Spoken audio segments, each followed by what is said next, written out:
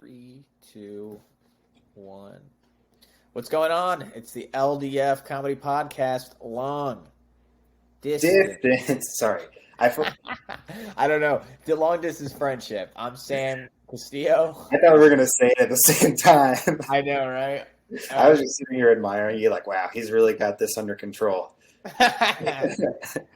This is Andrew Wagner, everybody. This is Andrew's in Dallas right now. I'm in Austin. That's the long distance. The friendship's still here, so we're going to make it happen. Yeah. If you haven't listened to any other episodes before, go back and check them out. But thanks for hanging out right now. We're going to do what we do, which is complaining, catching up, being funny. Join us. We used to call them a kvetch. That's exactly right. We would call them, which is Yiddish to complain, a kvetch. Yeah. Which neither of us are of the Yiddish. The chosen people? Yeah, neither of us are the... Yeah, we've been pretty much looked over by every god. That's right. We're gods. They're all like, nah. Yeah, we had the Hare Krishna God for a sec, but he wasn't buying it. Yeah.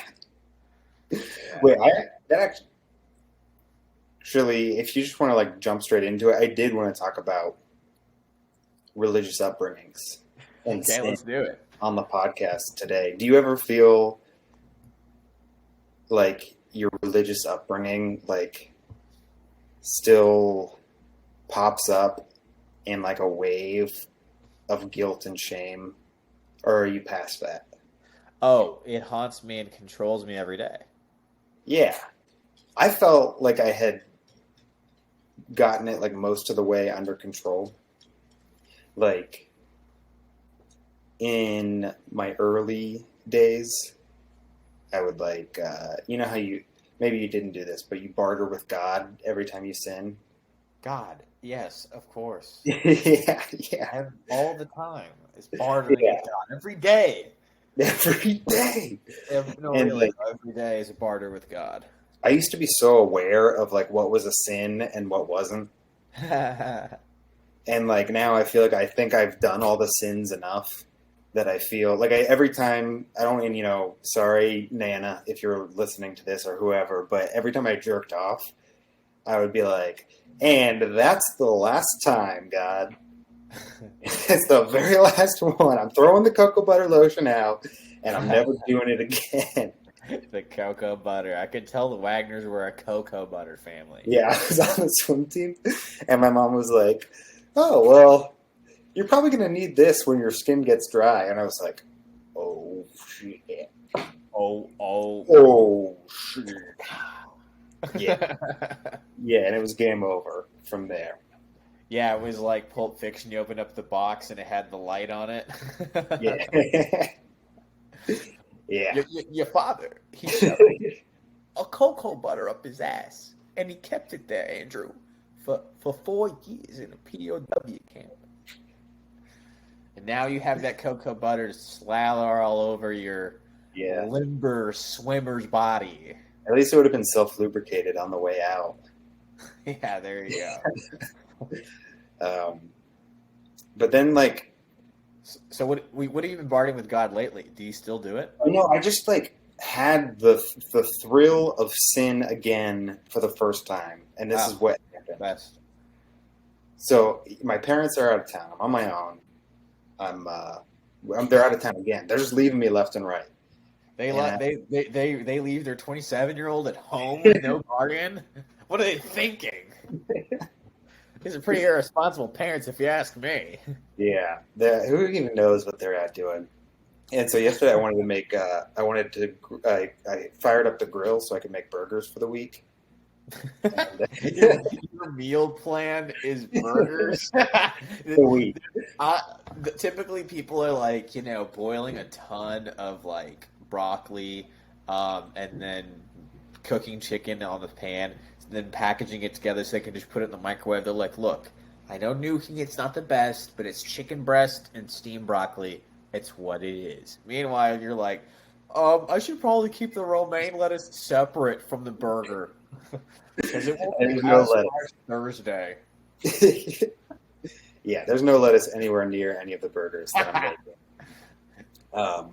I'm not a picky eater. I like all that stuff, but I am so stupid that I can't like fathom getting the lettuce out at the same time as the burgers. So I just wanted to make them all the burgers at once, and then I ended up eating most of them shortly after. But that's beside the point. I was like, I fired up the grill. It's a charcoal grill, and it's like a ceramic egg. And there's a little Oh, you got a green egg?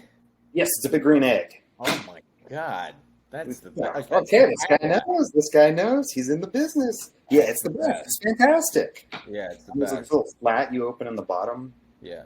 So that the airflow can go through and you can light the charcoal. I'm jealous. And so on a cloudy day, the lizards come over there to like hang out and get warm. You got salamanders, you got geckos in your backyard? They're Texas, baby. They're horny toads. You got horned toads? Yeah.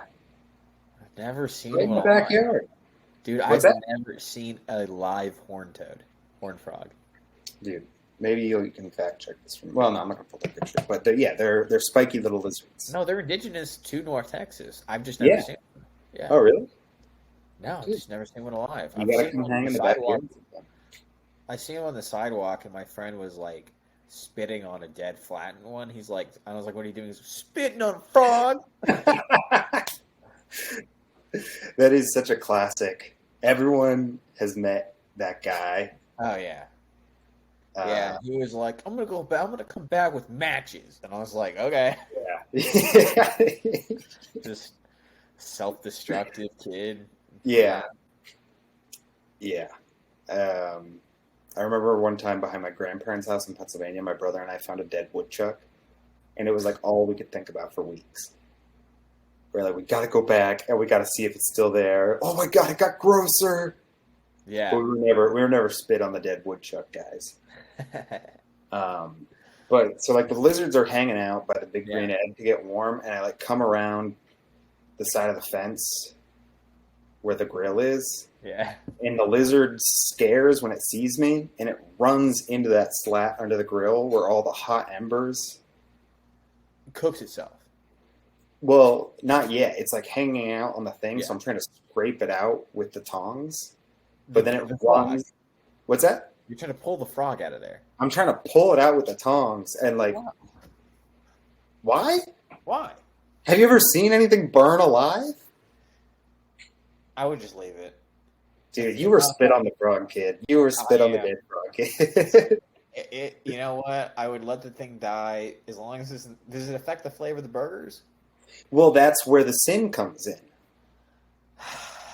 Yeah. Dude, so the lizard cooks alive in the embers, and then I'm like, well, I could shut everything down and clean it down. But these burgers for the week aren't going to cook themselves. And I'm the man of the house now, and somebody needs to cook 6 burgers at once for me because no one else is here for just me. I need to make a patty melt in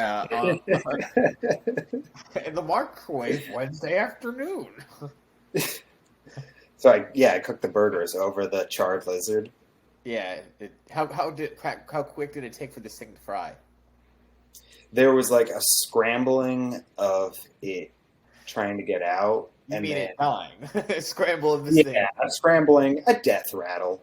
A death rattle. It was the final flails of life. And dude, just something about like eating 2.5 burgers after that. I was like, this is really messed up, dude. It was like, I should really just throw these away. Like, I know I'm not like full on Christian anymore, but you're really not supposed to eat anything that runs in swarms with its belly on the ground. Like all the lizards are off limits for eating in the book of Leviticus. It's clearly outlined. It's clearly outlined. And it was like that. And yet, when I'm coked up in New Orleans, all I want is some gator. You know, I want an alligator with its belly all dirty and fried, you know? Well, yeah, that's different. They didn't know about the beautiful Creole culture when they were writing the Old Testament. 6 Cajun Ritas deep. Yeah. Yeah. They did. Razuz wasn't yet in God's plan when they wrote the Old Testament. But yeah, it was lined the glass with chicharrones. With Tony chicharrones. Chicharrones. Yeah. Chicharrones. Is that Cajun? No. It's Mexican. But I'm cutting you off. That's the whole thing. It was like a throwback to saying, God, this is the last time I'm ever going to jerk off. I think if I do it less than 27 times, I can still go to heaven. And that's why I didn't have a full third burger.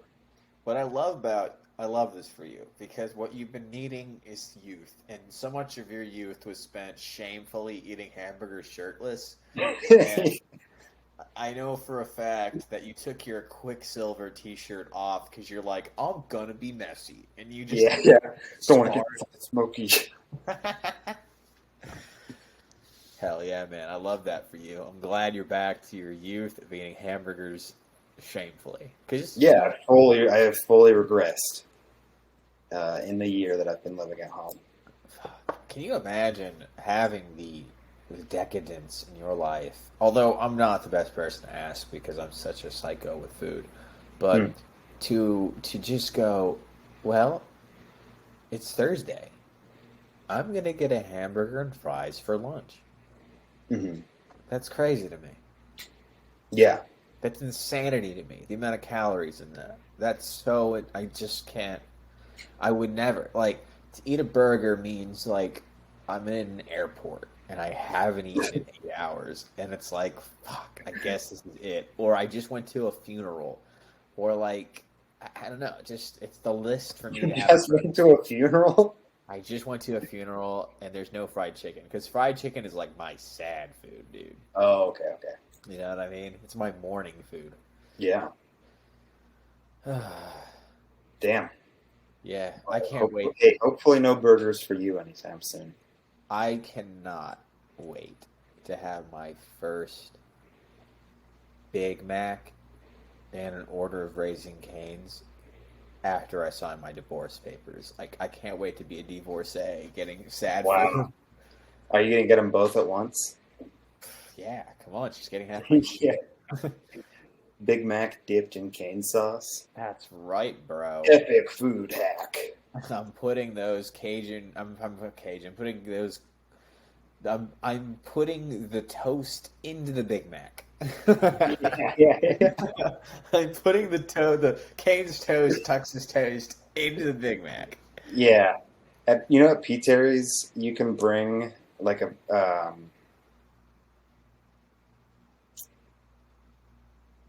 Was it P. Terry's? Oh, no, sorry. At P. Terry's, you can bring gluten-free bread, and you can pass it through the drive-thru, and they'll make your burger on the gluten-free bun for you. This country. This city. Country. I have to leave this city, man. The longer I live in Austin, the more I'm allowing things like that to occur around me. Like yesterday, I was like, you know what? I'm lonely enough that I would be okay with marrying someone with a mohawk. If I met a chick who had a mohawk, or like a death hawk, or like one of those shaves where they shave the bottom, it's like, oh, wait, no, I've been in Austin too long. I need to... Yeah, as long as I've known you, you've been somebody that would be happy marrying a mohawk. Mohawk. Well, when I came here, that wasn't the case. That wasn't the case. No. I was like, I want to, because I would want someone with a job when I moved here originally. Yeah. When I moved here, I met you just close enough to that point in your life. Yeah, right. Where you were still like shaking off some of the life plan, the positive life goals. Yes, I was still thinking that there was a corporate like that I could work in a corporate setting. Like there was still that in me. It's insane because by the time I was 22, I had worked in so many offices that I learned it wasn't for me. I worked in an oil and gas office, like environmental quality, like sector, like the section of environmental quality for oil and gas in a corporate. Like I had a cubicle, and I had to share my cubicle with a man named Richard Dick. That was his name. Dick. No, his name was Dick Richards. That's what it was. Oh, okay. Dick Dicks, which is better. Yeah, and he was an albino with yellow eyes. It was wild. Yeah, I met an X-Men named Dick Richard, and he would go, "Just call me Rich." I was like, "All right, Mr. Richard Dick," and he's like, "Just call me Rich." Call me Rich, please, for the love of God, call me Rich. And his skin why don't you call me Pasty Lizard Man instead of Dick? His skin, the blood vessels would be burst, and his skin. He would be like, I took my kids to the zoo, and it looked like he just came out of an oven. He was like, it was beyond peeling. It was like he had been cooked alive. It was insane how. Seen that? How close? How sensitive this guy's skin was. Like he looked like someone out of Mad Max Fury Road. It was bad. Yeah, one of the. I know they're not called Proud Boys, but I know who you're talking about. Yeah, the Wild. Yeah, they play guitars and stuff like that. Yeah. Anyways, I that in a law firm. I worked at a law firm for an internship for free, and then a marketing job, and then a liquor distributor. And it's like, wow. Oh, and then I worked as a secretary in college for a financial planner. And it's like, oh, I've worked in so many offices, but the time I was 22 that I realized I love being able to just say so much terrible things to my coworker like I can in a kitchen that I just can't go back. Yeah. I can't go back. Can't go back. The way people greet each other in an office or the way they email each other, it's not real speak. They don't talk like real people. It's so... No, of course not. Yeah, I couldn't do it. I never say as well in my real life. Oh, yeah. Who says wishing you a happy weekend as well? Also. Say also. Yeah, in a work email, I'm just like, I need to sound as smart as possible because I'm hanging on by a thread here. That's not true. People like you. Maybe that's why you're always like, hey. Yeah, well, we could talk about how I'm barely employed at another time. Sure. But I've seen you try to work in an office before. Oh, the sales job. That was Yeah.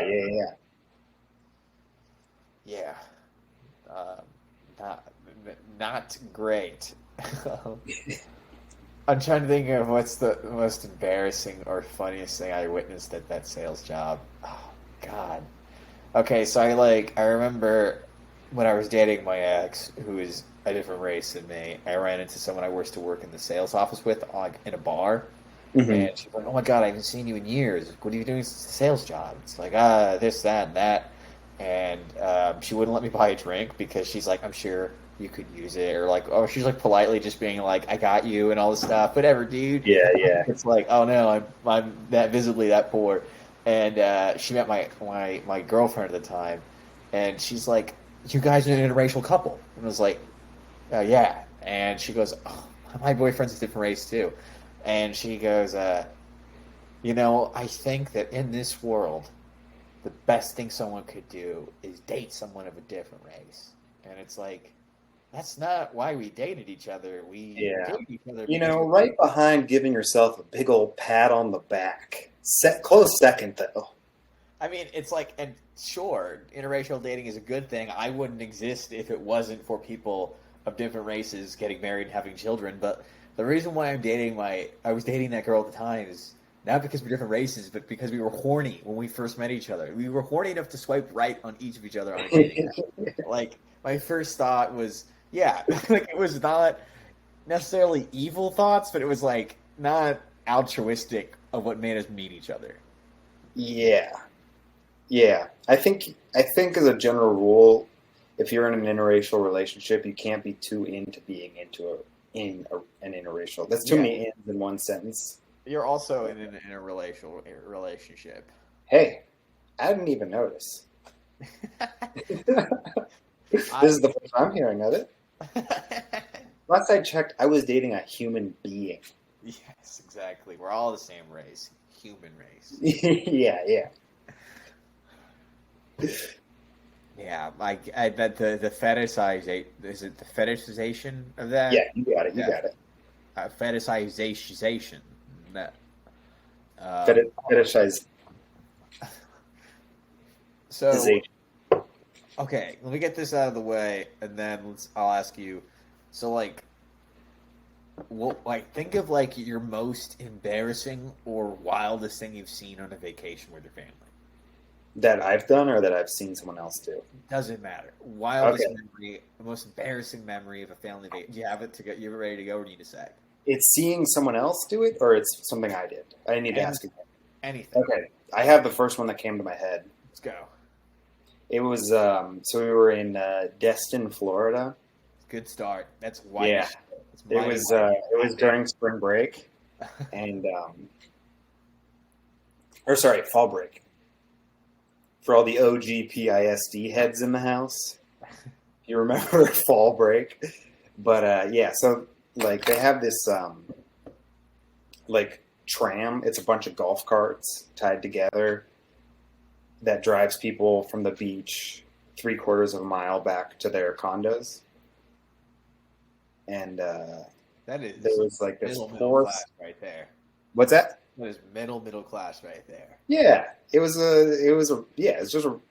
and they're packed. The beach trams are packed, and there's just like this poor kid carrying. And I was like 10 at the time. He was probably also 10, and he's just carrying all of the family's stuff.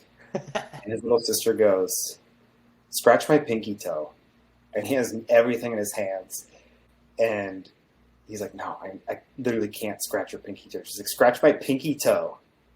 And he's like, "No." And she goes, "Mom, Brian won't scratch my pinky toe." And then the mom goes, "Brian, when we get back to the hotel, no pool time."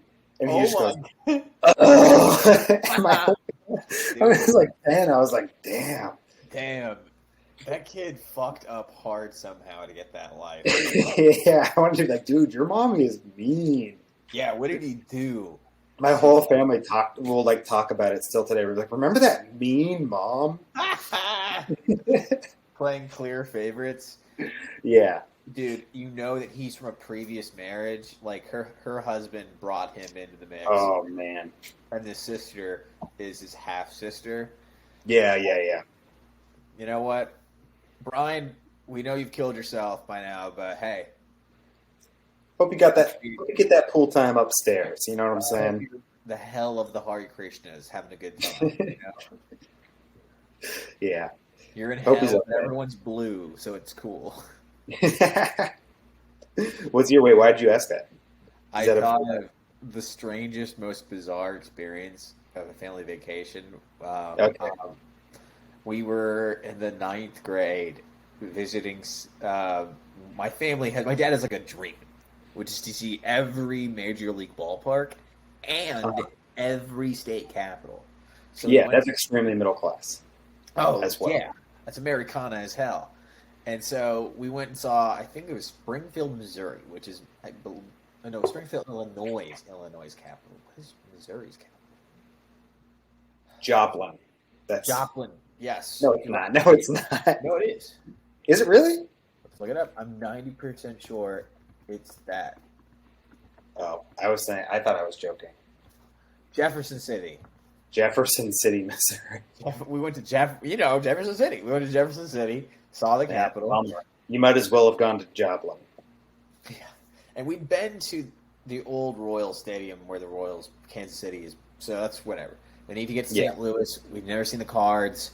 We did see the Cards at the old Cardinal Stadium, and then the new Busch for like Budweiser, Anheuser-Busch built a new stadium for the Cardinals, so we got tickets to see that. Yeah. And we toured Washington University, St. Louis, because my brother got in there, or was getting like his GPA and his PSAT scores were really high, and so they invited him to tour the campus and stuff like that. And even already from the 9th grade, he had promise. And whatever, fuck me. But we go, and we're at the hotel, and we've just toured a college, had lunch, walked around the city of St. Louis, did the whole arch. We're exhausted by this point. We walk in, it's like 4 p.m. We're gonna take a nap before we go to the game and get dinner. And these people approach us. These two children with these two parents go, "Hi, we're actually from a local church around here, and we we're wondering if you guys could take 3 minutes out of your day to give us to see a performance they're working on for the street." And my dad was like, "A street performance?" And they're like, "Well, yes, but we'll just do it in the conference room up here on the second floor of the hotel. We're with Village West Church." And my dad was like, "Yeah, it's going to be 3 minutes, right?" Why does this sound like a sex trafficking ploy? Like they're going to like... And my mom was like, "It's Christian, I guess. Okay." And the kids were like, "Come The on, boy is please." Christian. And the kids were like tugging on my mom's hand. Strange kids grabbed my mom's hand. Were like, "Please, miss, like let your family see the show." Like these kids were like put up to it clearly. And my family was like, "Okay, we'll give you 3 minutes." So we go up to this like a conference room of a hotel, and up there's waiting for us is like two other families, nuclear families of like parents and kids who are from out of town. This one family all has like Golden State Warriors and San Francisco Giants gear. They're clearly from Northern California. There's another family. There's three families. And then this one woman comes out and goes, "Hi, I'm the youth director of Village West Church, and we just want to thank y'all for taking time out of your day to see these children sing their hearts out. But we have young youth members here, and we're evangelizing and get the word of God out there. All right, kick it. 1, 2, 3, 4." And they have this jukebox, and they click play, and they start playing like the greatest hits of decades. So they start playing like Purple Haze, they start playing like Elvis, and they're like, and they all have like lyrics assigned to it, and they're like, "First there was the 50s, and things were wild," and then they play like the soundbite of "You Ain't Nothing But a Hound Dog," and it's like people were rocking and people were rolling, but we were strolling to the 60s, and like then they go and start playing like Purple Haze. And they go, "This was a godless decade." And they talk about how, like, Kennedy was a Catholic president. America lost its way. And my dad, who is a Roman Catholic, is like, already, I can see, like, the hairs on his arm stand up. He's like, Yeah. What? Like, You say about Kennedy? He's like, "What?" No, he's like, "What's going on here?" And then they're like, and then they play, like, the clip of, like, first man on the moon, like the Neil Armstrong, like, a soundbite of the moon landing. Yeah. And then this one girl steps forward and goes, "The 60s is where America lost her way. Women started working, and like sex and rock and roll and drugs were normalized. What could go wrong next?" And then they start playing like disco, and they just talk, and like more and more of the lyrics are about how desegregation and like the feminism movement have led to this country becoming worse and worse. Dude. They get to the 80s, and they're like, "The 80s was led to greed is good," and like clearly misquoting Gordon Gekko from Wall Street, the movie. And they play "Everything Counts in Large Amounts" by Pet Shop Boys, I think is the band. And then by the 90s, they start playing "Come As You Are" by Nirvana.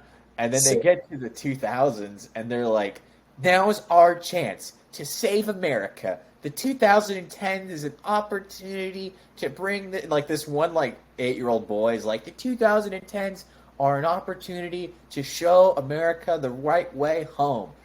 Like, will you join our church?" And it was a whole thing to recruit us to join this fucking church in St. Louis. Like, we're visiting St. Louis. Like, we're gonna drop everything we have and move to St. Louis to join this mega church.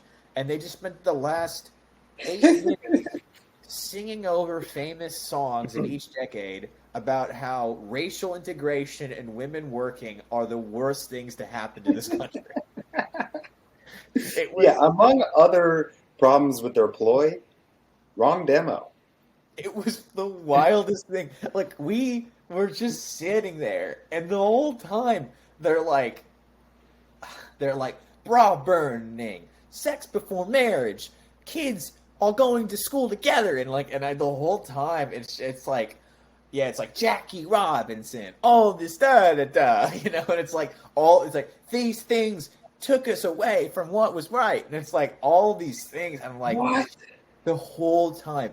Us and like, remember the two other families, right? So Yeah. the family to our right is this Asian family from San Francisco, I'm assuming, or Northern California, I'm assuming. Yeah. They look at us and we're both mortified. Like this family we've never spoken to, we'll never see again, look at us like, we got to get out of here. And then I look over and the family to my left, they're like, pretty good points are being made.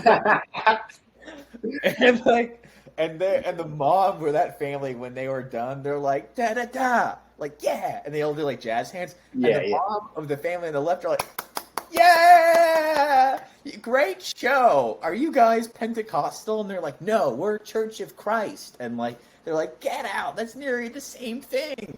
And like, my dad was like, kids, we're leaving. And so we all stand up immediately.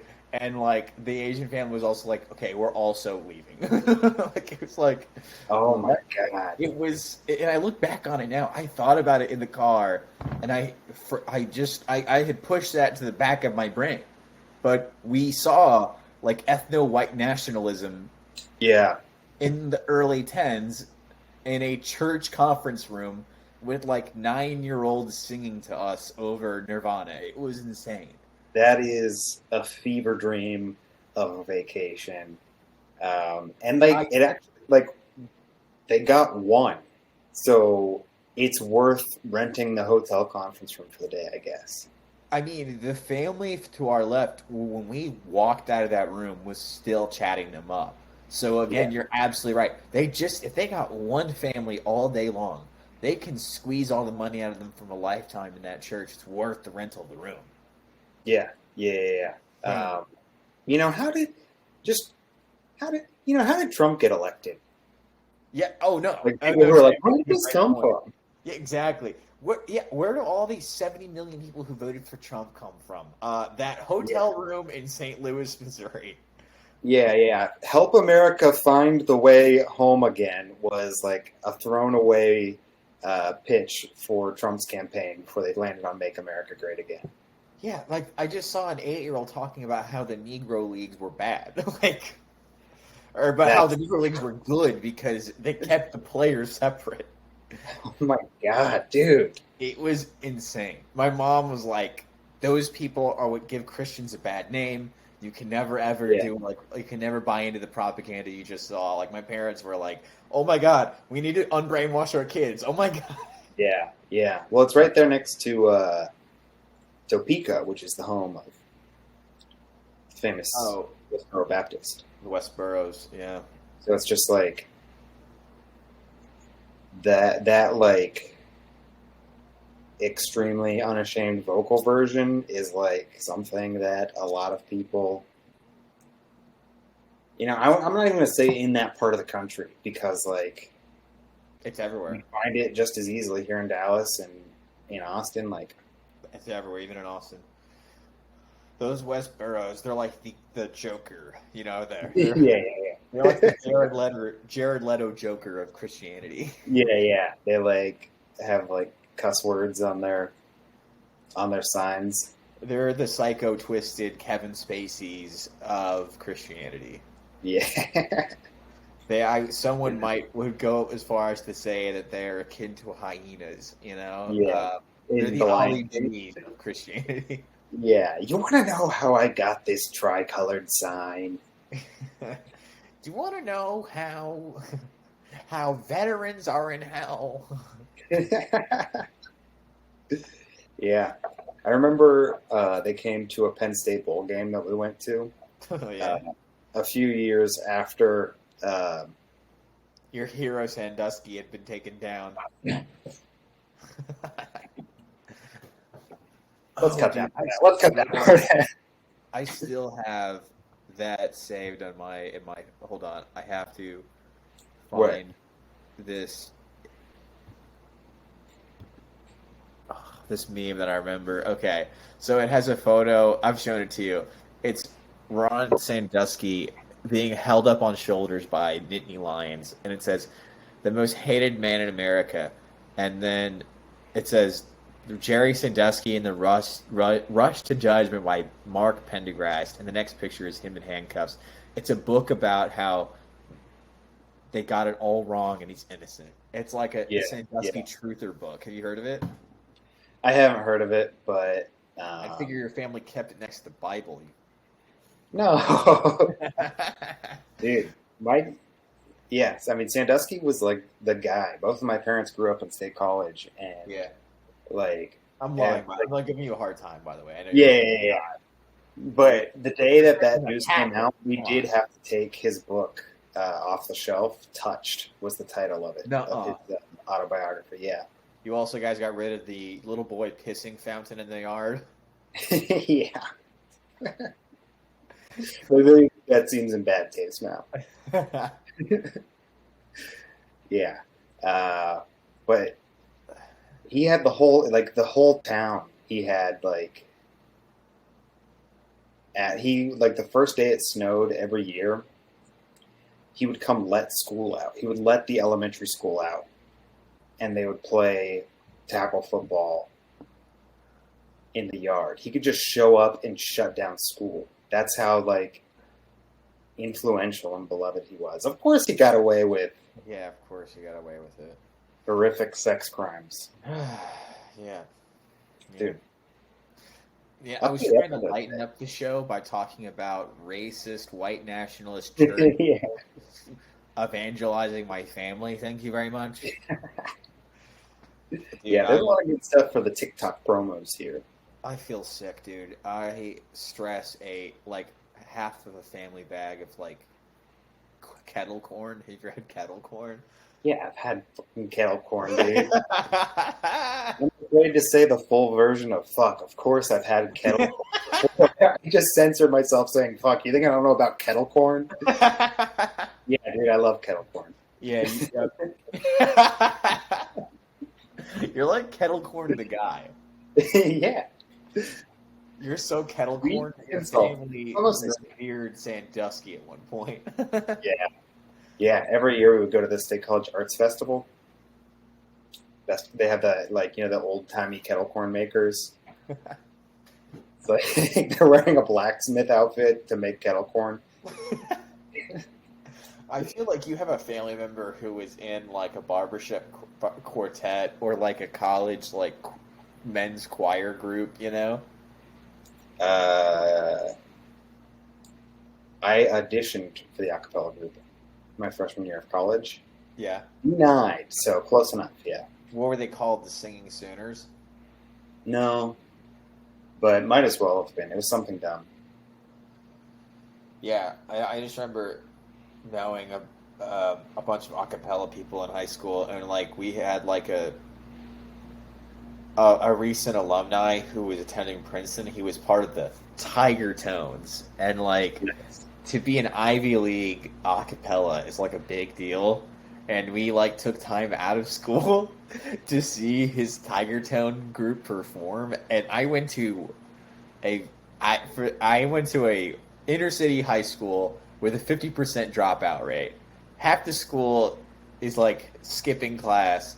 So the students that are there do not want to see some privileged Ivy League guys in tiger suits sing Billy Joel in a cappella to them, right? They don't want to be there. And that was one of the funniest things I've ever seen, was this kid in the balcony, the mezzanine or whatever it's called, of the auditorium in my high school. He threw another kid's backpack at the Tigers. He goes, "Y'all motherfuckers!" And I don't even want to say all the things he said because I'm not his race. I can't say it. But he goes, "Y'all blanks are fucking terrible." He goes, "Y'all blanks suck," and throws this kid's backpack at the Tiger Tones, and then the security guards were I forgot what his name, but they were like Raynaud or whatever his name was. Get over here! And he just starts running, and he knows he's gonna get caught. But there's no way he can get out of there. Besides, he's gonna come to school the next day and just pretend that nothing happened. But that was one of the funniest things I've ever seen. Was someone throwing a backpack at a cappella singers. Is funnier than anything you could spend 10,000 years writing. Is Tiger Tones singing for. The other funniest thing is on the second floor of the high school, we had like the home ec room, right? And the home ec teacher, I don't remember her name, but she had a good racket going. She would bake. She would get, Mrs. Fields cookies. Yeah. Brand. She would get the cookie dough pre-made. She would bake it every day, and she would sell 2 cookies for $1. And the home ec teacher would? Yeah. And she would just keep that money herself. That is so funny, dude. The teachers are running side hustles. $50 cash a day. And none of the money at all went into the home ec supplies. All the money went back into buying more cookie dough and then funding whatever she wanted. She always had like the nicest clothes out of any teacher. Because teacher salaries are like $35,000 before taxes. That's like very, very low in Texas. Yeah. But she drove like a Lexus, and she paid for with Mrs. Fields cookies. One of my favorite moments was like walking to the bathroom with a hall pass, and I guess she was sick that day, and there was no home ec, and this kid is like kicking, Fred Flintstone when he gets locked out of his house, and he's like, Wilma! And he's like, he starts screaming, he goes, yo, Cookie Baker! Cookie Baker! And he's like kicking and like hitting the door. He's like, yo, I know you in there. And like all the lights are off. And he goes, open the door, Cookie Baker. And like, I start laughing my ass off because I was like, dude, how old are you? You're like literally fighting about cookies? Like, yeah, man, everything about that story is so depressing. From the teacher who has to like supplement her income on the job to the kid who has so little to look forward in his life. That Cookie Baker not showing up has like ruined his week. Every high school is like the saddest place on earth. Yeah. Can you top that? Can you top that with like an embarrassing sad or like more like failure of the education system story? No, this isn't quite a failure. My sister-in-law's a teacher at Prosper Middle School. Oh, right. And, this kid just moved here from California. He's clearly, taking the move hard and acting out about it. And so he went to the bathroom and just didn't come back for the rest of the day. Nice. And then they go into the bathroom, and the ceiling tiles are all, have, 13-year-old knee prints across them, and one of is bashed out. So it looks like you go in there and you're like, okay, so obviously this kid climbed up on the back of the toilet, punched open the ceiling tiles, crawled across, and then was peering down into the girls' bathroom. Damn, this kid's got core strength. Yeah. I mean, I guess you get up there, you just have to crawl. But yeah, I mean, he had to do at least one pull-up to get up there. Pervert, yeah. Yeah, nasty little lad. And his parents were like, well, you can't prove that he did that. All you can get him for is that, he just went to the bathroom all day and didn't come back. You can't punish him for anything else because the cameras only got him going into the bathroom at 11 a.m. and coming back out at 3:15. Oh, my God. He's in there for 4 hours. He's just chilling up in the ceiling tiles. But they finally got him because they checked his TikTok account. And he had made TikToks of being like, check it out. I'm about to punch through the ceiling tiles and climb up there. He's like, check it out. I'm in the ceiling now. And then check it out. I'm spying on the girls' bathroom. What? And then the parents like, well, that is kind of indisputable proof. Damn. That's insane. Well, that's a great story. But that's sad, too. It's sad, dude. Schools are so sad. When I was working at that, I don't know if you remember, 2 years ago, I worked at... after-school program. Yeah, at Maplewood Elementary, right next to Cherrywood Coffee House. Yeah. And, those kids, they have working parents, so they have to get there early before school starts. So they get in at 7 a.m. every day, and they can't leave until 6 p.m. God. So they're just at school for 11 hours every day. That's so insane. And so after a full 8-hour school day, I'm the guy that they have to hang out with. Like, what's up, guys? Yeah. And they're all like, Mr. Andrew, fuck you. They would say that? Yeah, of course. Oh my god. It was terrible, dude. Like, you're seeing, like, the most formative trauma of people's lives happens when they're that age. And you're just, like, half of their parents are going through divorces. Like, one girl was like, thanks a lot, Mr. Andrew. You told on me. Now I'm going to go home. My dad's going to beat my ass. Wow. I was like, I'm so sorry. Yeah. I don't have... Man, another festive turn for the pod. I do not have what it takes to be a teacher. No, it's a terrible job. Yeah. I respect... Do you ever want to be a teacher?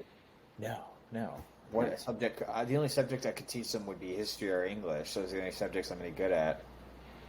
I don't know science or math well enough because I went to a public high school, and like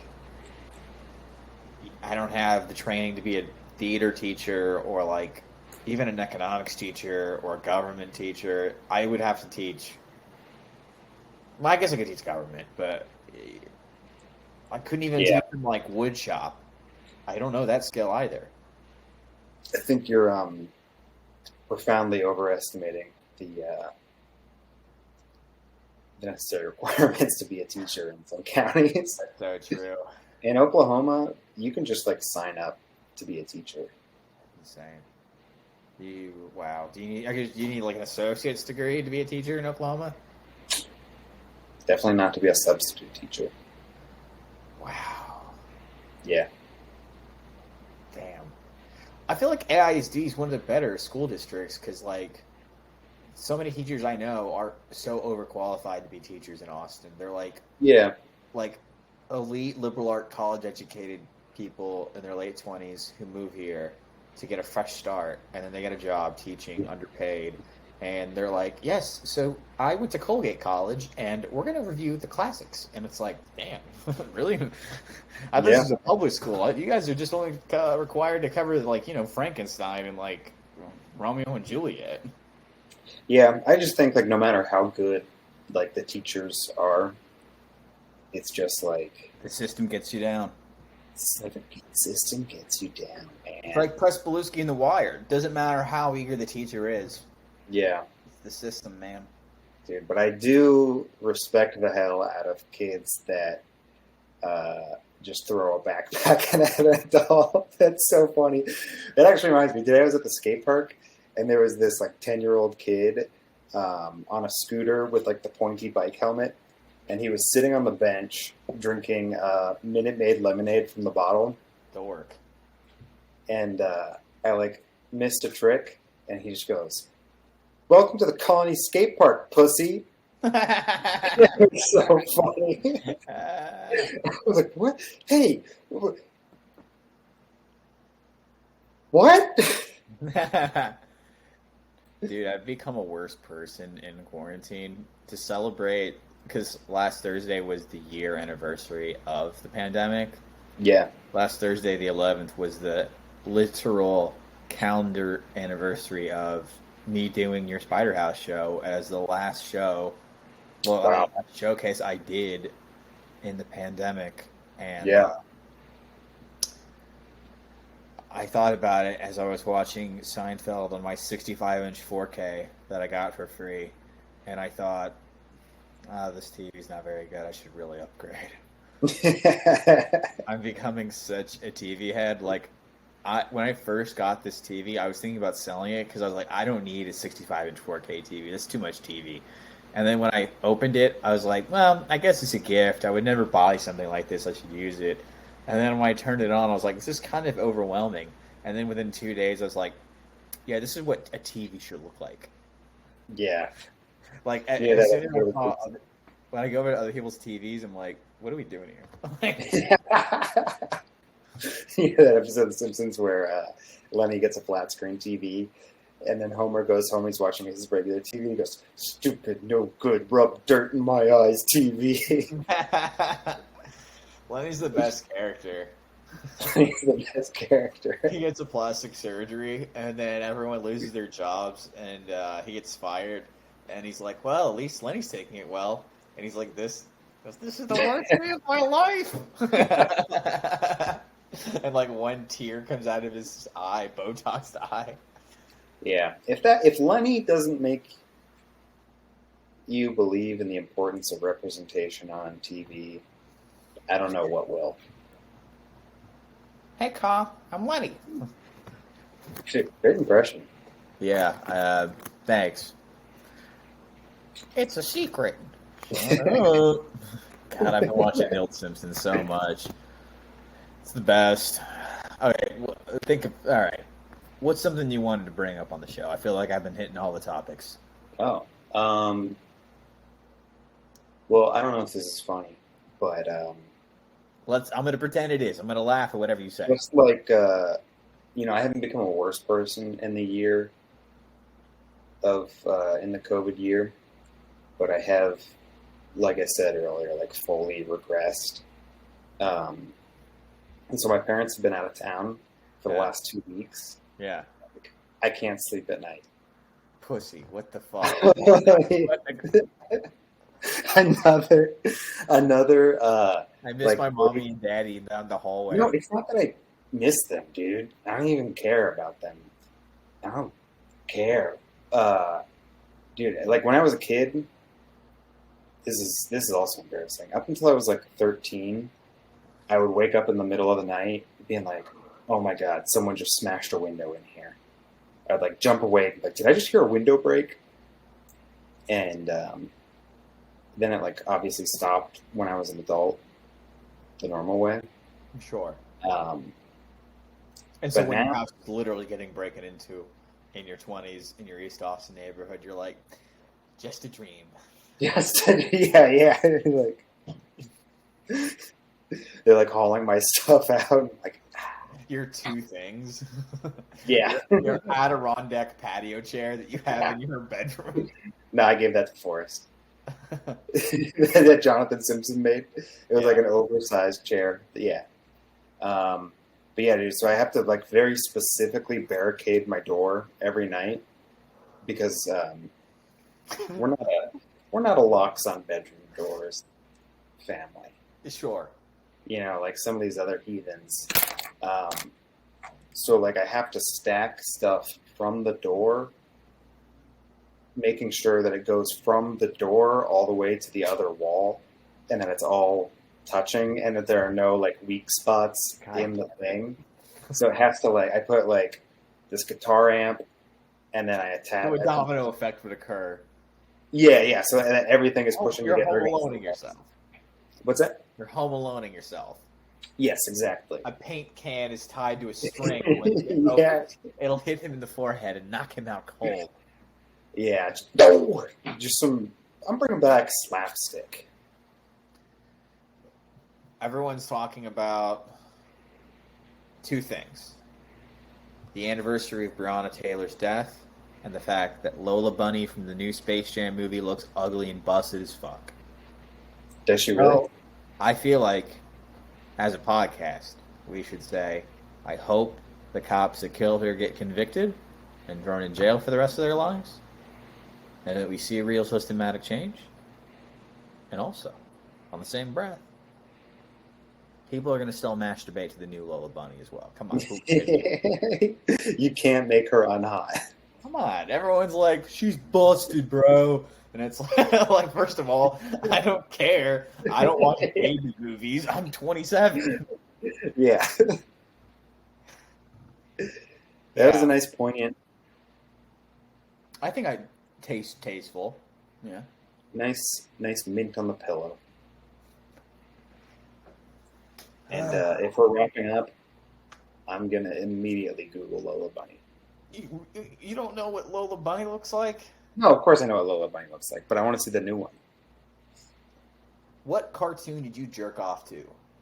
Wait, what's that? What cartoon did you jerk off to? Or what cartoon got you buck? What cartoon as a child got you sprung? You can look at I didn't see Space Jam until I was like in high school because What's I didn't see Space Jam until I was in high school. the fuck? Because we just didn't. I don't know. We just we only watched like The Lion King and Arthur, and And you only you know got to go to live it's shows. one of the many stunting factors of my upbringing. But You only got to go to live shows in hotel, reception rooms in Missouri. yeah, yeah, we were. You only got to watch Joe Paterno games and Yeah, good influences, Sam. yeah. Not rotting my brain out. All our family vacations were just yelling outside of Pennsylvania state houses saying, "He's lying. He's innocent." Yeah. Free Ron. Yeah, in 1999 we were way ahead of the curve. But yeah, I didn't see it till I was 16, and I was still like, "Oh, I completely understand the appeal." Someone out there got sprung to Quasimodo, and that's what blows my mind. Out of all the busted, ugly Disney characters, like I can wrap my head around someone being like, "Oh, the parrot Iago." That's he's got sex appeal. What was it for you? I mean, it's cliche, but it's Andy's mom. Oh, Yeah. wow. Yeah. A dummy thick mom, Dummy thick mom. Yeah, hopefully if they remake that, they don't shy away. Hopefully the next Toy Story has a non-binary potato head. Yeah. This potato head has leg hair, but it's wearing a skirt, and it also has armpit hair. It's like, wow, how progressive. Yeah. What an androgynous potato head. Makes sense. I think so. I think a non-binary potato head is good. It always should have been the case. Yeah, I mean, whoever really was the mustache integral to the potato head? Yeah. It's a weird toy, anyways. And because you would store all of his stuff in his ass. Yeah. The toy was a gateway to ass play. You open it up, it already was a zany toy. Yeah. Yeah, anything with that easy access to the prostate is going to be pretty fluid. Yeah, this potato head comes with a shock collar and a fucking a rubber ball to shove in his mouth and tape.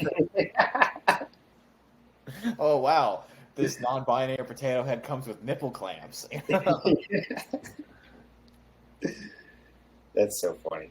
That is what the gender fluid queer potato. Yeah, but that is what right wing people think of that. That's what they think is going on. Oh, what's next? They're gonna have a great big dildo in the potato. It's what do you want out of this? Yeah, it's super specific to what you're into. Yeah.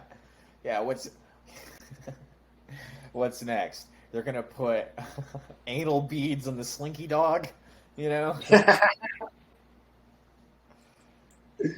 There's a snake in my ass. What do they want? What do you think? Is that the episode title? There's a snake in my ass? There's a snake in my ass. Or would you like to see our play? God, just the mom going, sorry, I don't know if she was a mother of the kids, but the youth director, she went, 3, 2, 4, kick it! And they had this jukebox. I was in a thing similar to that. Oh, sorry. I mean, just that the beginning of the 10s, I think people take for granted is one of the most strange and bizarre times in this country because we had the Tea Party. It was the most vocal and heard part of the Republican Party. It was grown men who dressed like it was 1776.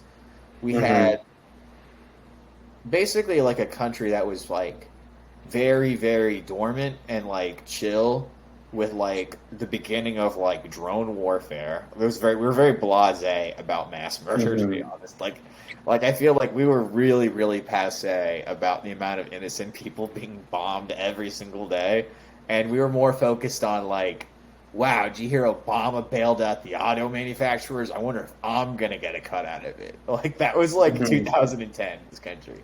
That and like LeBron went to Miami. I feel like that was all we really. That was more of the big story in the tens. Like it was. That's so funny. Like the most violent, technologically advanced warfare was occurring. The largest class divide was being formed racially and economically in this class, and we were more focused on like the iPhone 3G. Yeah, it was. I don't know, and because of like that, because of Obama being president, that's what created that ethno state, or that's what really created the ethno state that we see storming the Capitol now. Like it was starting in those hotel rooms, and now it's in our face. You know, like Facebook living themselves, trying to invade a Capitol, sitting and taking a shit on Nancy Pelosi's desk or whatever the fuck they do, you know? Yeah. And Bitcoin was just being mined for the first time 10 years ago. Like, it was a laughable thing to have a podcast and to invest in Bitcoin. And now, if you're doing it, either of those things, you're too late. All the money's been made out of those two things. Yeah. Wait, you mean we're not going to get rich off this? We are not going to get rich off this. Unless we are the Ethereum classic of podcasts, we're not going to make it. And I do like how it's becoming a staple of each episode that you have like a nice long point. Oh, thanks. They're great. It's a great point. I haven't thought of the 2010s as being part of history. Like when I hear 2011, I'm like, oh, you mean 3 years ago? Like when I think about the 2010s, I'm like, yeah, I'm still in the 2010s. You're still watching Bo Burnham specials in your room, yes, you're not erect. Man, that is freaky accurate. What's going on out there? The piano on my head. I mean, what really hit me in the face was a push notification on my phone a few weeks ago. That was that Arab Spring. I think it was last week. Yes, it was. It was March Madness in 2011. UT was playing West Virginia in the Sweet 16 bracket of March Madness 10 years ago. I remember that. And in 2011, the Arab Spring, when Egypt, Yemen, Tunisia, Libya, they were all, rioting, that occurred a decade ago. That was old, and I think that, like, you look at, like, what's happened in the last 10 years is the creation of proxy wars. So you've got, Saudi Arabia and Iran, and they're fighting each other, but there's none of their guys that are actually fighting. They all hire Afghanis and Pakistanis and Yemenis to fight each other in a neutral ground in Syria. Or they have Kurds, also. And we are also in the mix helping the Saudis just drone everything. And in the meantime, we're just continuing the war machine, making a few people wealthy in the DMV, the D.C., Maryland, Virginia area. Lockheed Martin. I finish every episode going on like a political rant. Okay. Yeah. My favorite thing is Eric Prince, the CEO and founder of Blackwater. Like, he got pardoned for his war crimes that occurred during the Bush administration, like 2 days before Trump's last day in office. Like, one of the things Trump made a point to do was like, oh yeah, this guy who was his hired men accidentally offed a bunch of innocents in Fallujah in Iraq in 2004. Everyone in that incident, clean. And then after the fact, last week he got caught and is now being sued again by the Department of Justice. The DOJ is suing him because he was caught illegally selling arms to to the Libyan government right now. Wow. Yeah. He wasted no time. He wasted no time after his pardon to get back into doing the most illegal, evil things you could do. Yeah. Do you know skateboarder Rob Dyrdek? Oh, how could I not? Him and Big Black. There's a rumor going around that he invested in the company that invented those skate stoppers that they put on ledges, and they gave him extra stock options because he knows all the best spots in the country and can tell them exactly where to put them. Dyrdek Gate. This is insane. Dyrdek Gate, exactly. And it's kind of the same thing. It I love when we can. I take the left shoelace, you take the right, and we loop-de-loop. We create a little good bow on it. Yeah. Man. What a wonderful world. Listeners of the pod, tell everyone you know to listen to the show. This is what we do. We just make points, but more importantly, we just laugh at things. We talk about real things. It's a point-heavy podcast. The most important thing you could do right now, subscribe to our social medias, at samcastillo.jpg on Instagram, at _Wagner. Subscribe to the show on iTunes, write a review, and really screenshot yourself listening to it and put it in your Instagram story. That's how your friends see it. It costs you no money to do. It takes you 2 seconds to do. Screenshot and post a story. And tag us, and we would really, really, really appreciate it. Yeah, and if anyone wants to come over to my house and hang out, we'd appreciate that too. We'd appreciate that too. His parents have been gone. He's pretty damn lonely. Sometimes I He needs to stop assembling a barricade in his bedroom. yeah. And his safe Preston Hollow, or no, Royal Lane neighborhood. Yeah, they're in between. They're in between. Come on in, folks. Just not in the middle of the night while I'm sleeping. All right. We'll see y'all next time, guys. Love you. Goodbye. Bye.